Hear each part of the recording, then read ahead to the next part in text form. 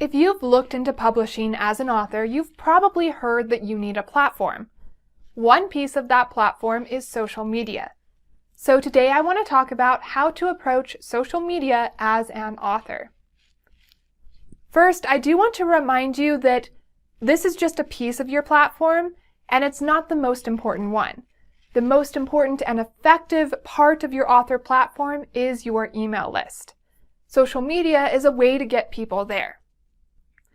What you should be looking for on social media is a way to build your presence so you can interact with your readers and fans, and a place to build connections with other authors and people in the industry. If you hang on until the end of this video, I will share with you a readership building checklist that will help you identify your ideal reader so you can better understand which social media platform you might want to be on. This is Ignited Ink Writing, a channel dedicated to helping authors like you transform your writing so it lingers with your readers. Because writing that lingers gets remembered and recommended to others. I'm Caitlin Burvey, editor and writer. Let's start with how to pick your author's social media platform. You do not have to and should not be on every platform. That will very quickly become overwhelming and a full-time job all on its own. If you want to try out some platforms, that's totally fine to start with a lot and whittle down to a few. Just make sure you do actually whittle down. I took too long to whittle down on my social medias, so just don't do that. Most experts recommend authors be on two primary social media platforms. These are the two places their readers are most likely to be. You want to be on at least two, because if one platform suddenly changes its rules and all of your followers go away, you have that second platform to back you up for a little while. To figure out what platform you should be on, you're going to have to do a little bit of research. This is both to figure out what you like and hate, and where your readers are most likely to be. So you do need to understand who your ideal reader is to know where they're probably going to be. For example, if you write young adult fiction, the latest social media platform is a good place for you. TikTok, Instagram, something like that. If you write nonfiction, LinkedIn, very good place to be. If you write something like romance, Pinterest is actually surprisingly effective. Now, Pinterest and places like YouTube are technically not social media platforms. They're really more of a search engine, which in a way is kind of a good thing. Your content is going to live on those search engine style platforms longer. It's going to show up in Google and stuff like that when it's on there, in a way that your posts on a regular social media platform are not going to stick around. Think about you and what you like to create. If you make videos like me, somewhere that is good for videos is a good place for you to be.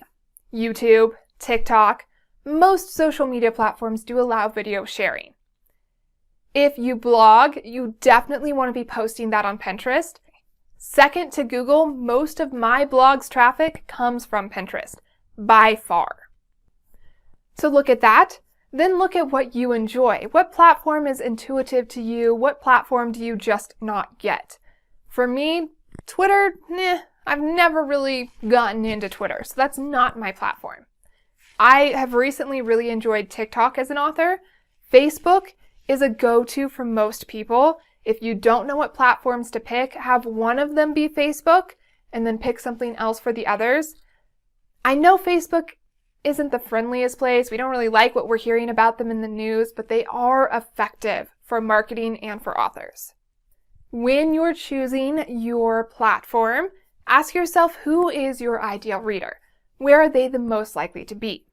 Pick that one. Then ask yourself, what type of content do you like creating? What platform do you enjoy using? Pick that one. And forget about the rest of them, at least for a little while. Again, you don't need to be everywhere as an author. Now that you know which platforms you may be using, let's talk about what to post as an author on social media. The key part of the name social media is social. You need to be posting something that's designed to create interaction. and you need to be interacting as well. That's the point of social media, is to interact. Also, when your post gets a lot of engagement, people are liking it, they're posting comments, they're creating replies to it, your social media platform is going to say, hey, this is a good post, and they're going to show it to more people. Just because someone follows you doesn't mean they see all of your content, so the more people who interact, the more of your followers will get to see it. When it comes to what types of posts garner the most interaction, video by far gets the most, then it's images, then it's posts that are just text. As an author, I know that's not what we want to hear because we're good with words, maybe not so much with video or pictures. That's okay, we can practice, we can learn. Your phone is all the equipment you need to film videos and take pictures for your author's social media. Think about your books and readers. Take pictures of you and your books. Take pretty pictures of your books. Readers love that. Some people follow social media platforms just for the book pictures. What you should post about is the same thing you should send in your author emails. A bit about you and a bit about your books and your writing.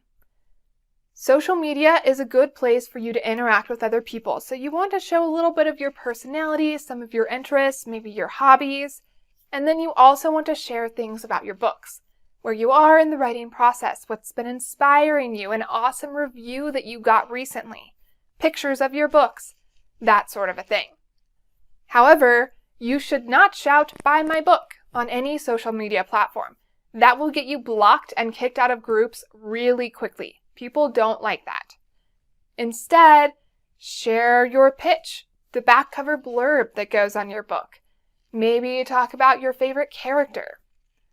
Maybe if there's a book that's doing really well that's similar to yours, say, "Oh my gosh, I loved this person's book, and I was so excited to see how it was like mine." Those sorts of things are going to not come across as salesy and inspire interaction. You can also ask questions, as long as they're not obviously leading questions. Ones that spark debate are always good. Silly pictures, writing prompts, things like that. Now, after you have posted your social media posts, remember that this is about interaction, so you need to respond to every comment you get, because it's going to boost your post in the algorithm. It also shows your readers that you are there, you're present, you're willing to interact with them. That makes them feel good. You don't have to write a novel to each person. A simple thank you, a smiley emoji, whatever is an appropriate response to that comment is all you need to do. And don't be afraid to experiment. Try out different types of posts, see which ones people seem to respond to more. For a while, I did synonyms, at first daily, then weekly, as a way to learn new interesting words and talk about my writing. I've backed off on that because it's not as effective as it used to be. Now I include more about my books and my personal life because that seems to be doing better. I don't get too personal though. Then, try out different times of day. I have found that if I post in the afternoon, on most platforms it does the best. It gets seen by the most people. But on TikTok, if I post around 5 p.m., that by far does better than any other time. Some platforms, morning posts are better. LinkedIn, it's better to post in the morning. So try out the times of day and days of the week as well. I take Sundays off. I try and do no screens on Sundays, but I also don't schedule out a post to go on Sundays because I found my followers just aren't active then. I'm going to save that post for a time when they are online, not on Sundays. So you can do that too. So now think about you, what you're willing to share with the world, with your readers, and how you can turn that into a post on whatever your chosen platform is. Next, I want to share an editor and author's advice on social media for authors.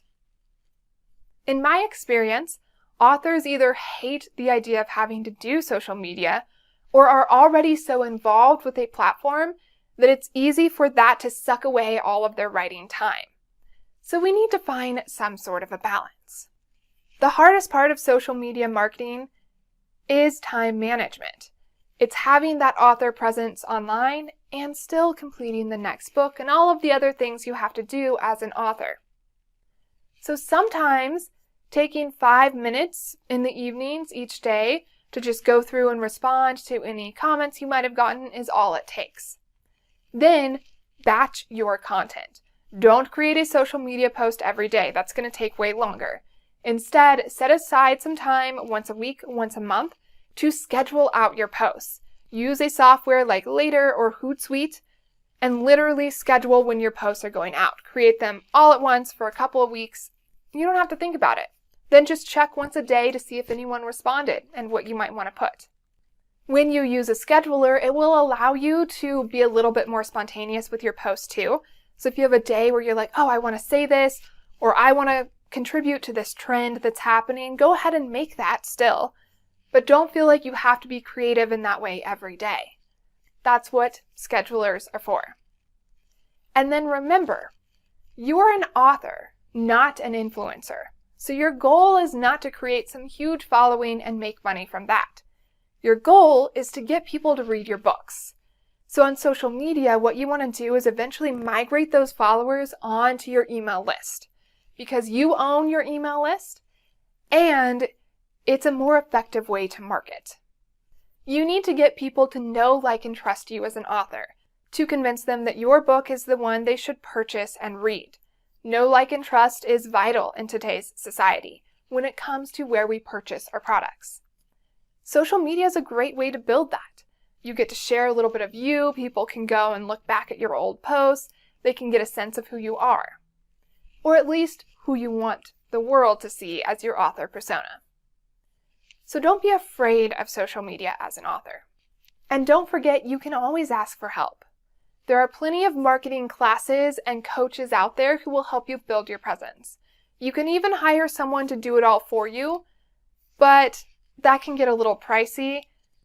So what are you thinking about posting on your social media? Share your thoughts in the comments below.